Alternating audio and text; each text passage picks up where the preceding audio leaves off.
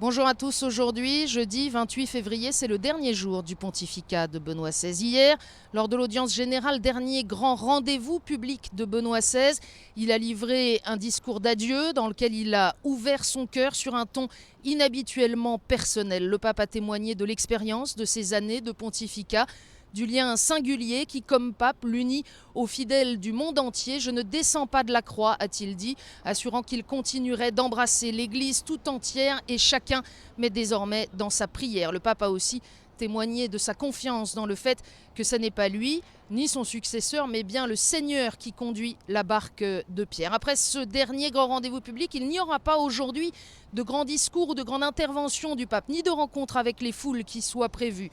3 rendez-vous à marquer sur les horaires de la journée.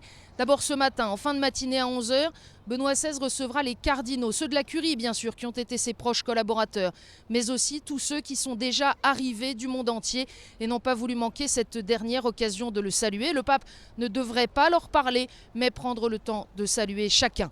Et puis à 17 h, cette image inusitée d'un pape quittant le Vatican en hélicoptère pour se rendre à la résidence d'été, au palais d'été de Castel Gandolfo. Vous le savez, Benoît XVI a choisi de ne pas être présent à Rome pendant tout le temps de la préparation du conclave et de l'élection de son successeur. Enfin, symboliquement, aux alentours de 20 h, la garde suisse pontificale fermera la porte du palais de Castel Gandolfo et quittera le service de Benoît XVI.